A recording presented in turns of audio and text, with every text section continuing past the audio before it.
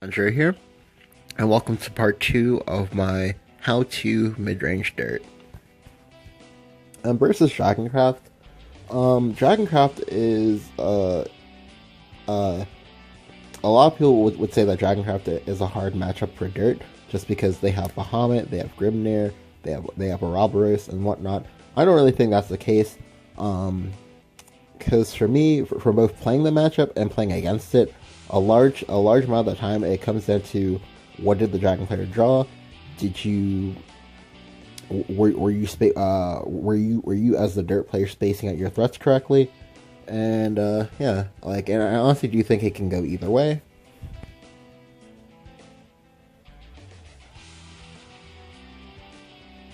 Alright, so here, I think he's aggro from the way he's been playing. The Fire Lizard on 2 really hurt a lot.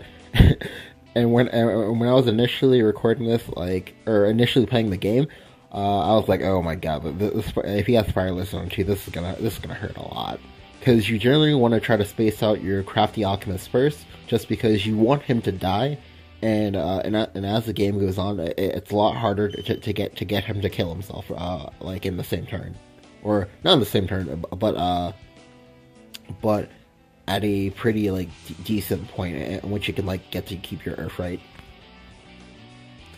So here, I get to go Melvy. A lot of people were like, "Why Melvy? It doesn't do anything." Well, here it let me draw 3 cards. He got to draw 2, but he's Dragon. I don't really care if he draws additional cards, because he was already going to get 2 anyway because of stuff like Fervor. But at least this way, I can keep up on cards. So here he plays Oracle, and then he plays Grimnir, and then he just evos into me and plays Nest. The Nest kind of threw me off, and now I'm kind of thinking that he's OTK Dragon, and maybe, just maybe, I should not have given him 2 cards for free.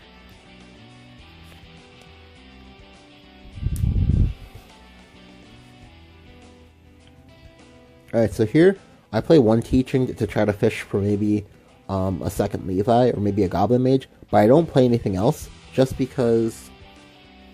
Okay, if I play the Halo Golem,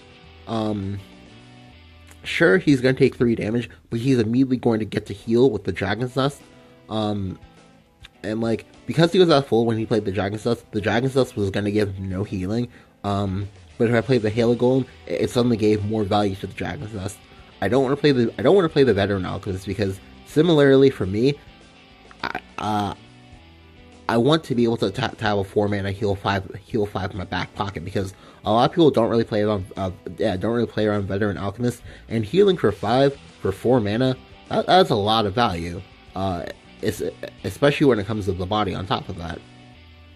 Next, you also don't want to play the Grimnir here, just because next turn is your Juno's turn, maybe the turn after that Twin Guardians, and turn after that Professor, depending on what you do, and I'm under no pressure to want to play this right now, so I can just take it slow, and then see what he's trying to do. He does play the Dragonclaw Pendant though, which actually does make this a bit harder. He thankfully has already used 1 Grimnir, so thankfully, it's super unlikely that I just randomly get myself two hit KO'd by double Grimnir for 16. So I get the Junos out. The Junos is apparently really annoying for him, because he goes Blazing Breath to clear this, and then a Salamander to hit me in the face.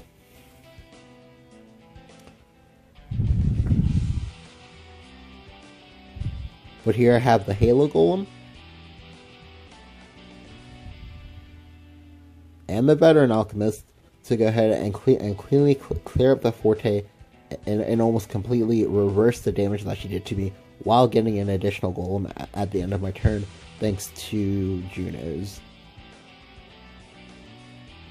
He goes Phoenix Rider here, and as you can see, his hand is starting to bleed out, and he needs to refuel. But with my hand the way it is, he's not going to get the opportunity. So here I go ahead and trade. The reason why I go ahead and trade is because while I can clear it, I am getting a goal in this turn, and you want to get as much value from your Junos as possible, just because it's a pretty strong value card, and if and as you see here, getting a ward every single turn versus Dragon is actually really annoying for them to deal with, just because they have storm units and like, but they also get like massively screwed by wards. So the more wards you can make, the better. Just because if he can't touch your face, how does he win? All right, so here I get Levi, get the Eva from the Levi.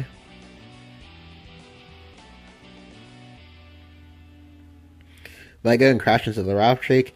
I crash into the Raft Drake just because this lets me play Junos, and and the first Junos already kind of like destroyed his hand, so a second Junos is probably just gonna like wrap things up. But he does play an Israfil here.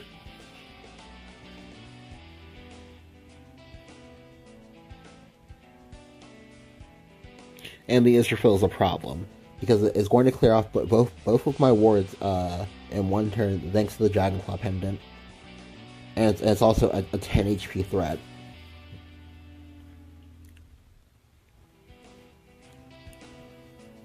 However, I go Red Hot Ritual, so I have an Earthright on the board, so I can go Professor of Taboos, and then during the end step, Taboos will go ahead and clear off Israfil and give me a 2/2 zombie, as well as Junos give me a 3/3 ward.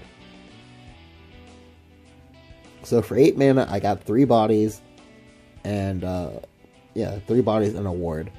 Here he goes Lightning Blast, and you can see that he's struggling now, because like he only has like 3 cards in his hand, whereas I've more or less had like a full hand the last like several turns.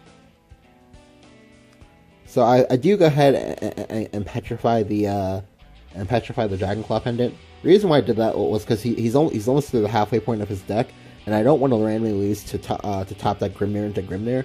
And I go ahead and play the Crafty Warlock here. Playing the Crafty Warlock was important, because if he wants to Bahamut this board, which he needs to do if he wants to survive, then again Earthright that'll perfectly set me up for Taboos.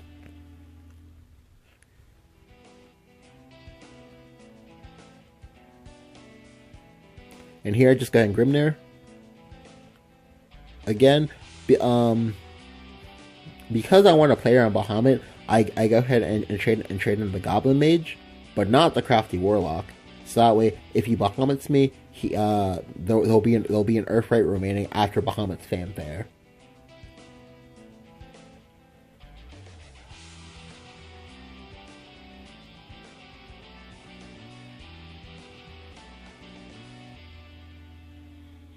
He has a second Dragon's Claw, however, that's not going to be enough to save him.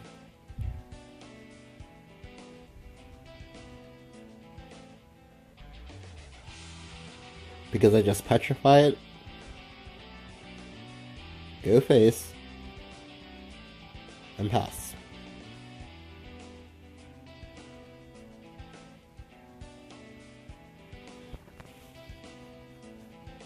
Alright, here he plays Rahab, but again, he lost his game like several turns ago, so I go ahead and trade in Crafty. I then go Calamitous Curse, and then I use my Crimson Sword from several turns ago to go ahead and wrap things up.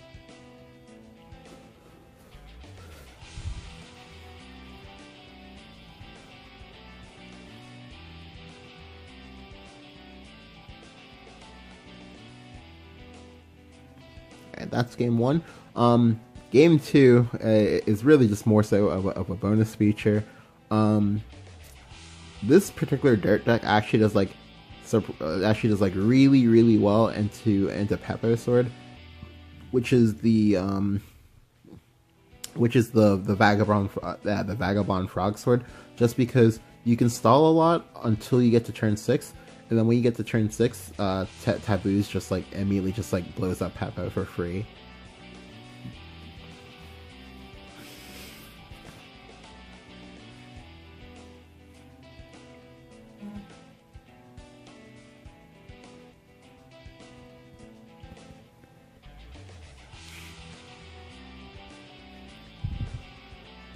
Alright, so I keep the crafty. There was some merit to keeping Veteran Alchemist. However, I decided to pitch it away just because I'm not assuming that he's Pepper Sword yet. I'm actually assuming that he's most likely Midrange Sword because that's the most popular variant of Sword. And generally, you want to try to play to what's most popular when you see a class. Like, so for example, if you see Dragon, assume it's Ramp. If you see Rune, assume it's most likely D-Shift.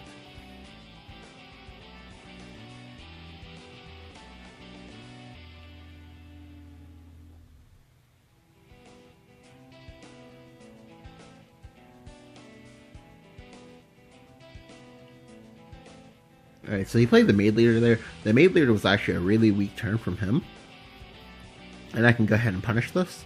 I have 2 Levi's in my hand, and however, because I'm not under pressure, I'm not going to play either one, just because I would ideally like to use both, like to get the evolves from both of them. And here, he does show me that he is in fact Peppo Sword.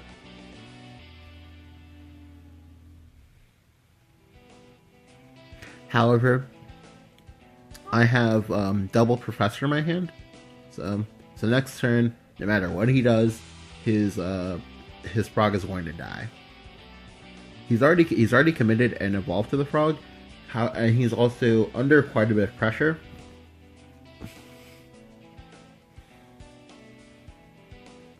So he goes for the DOD. And I just go ahead and slam down Professor, just because the Professor doesn't require an Eva, and it's going to kill his frog. And I'm also going to get a 2-2 from it, and he just immediately concedes. All right, guys, thank you guys for watching. Hope, motherfucker. Oh, yeah, sorry about that. Thank you guys for watching. Hope you guys enjoyed, and I'll catch you guys next time.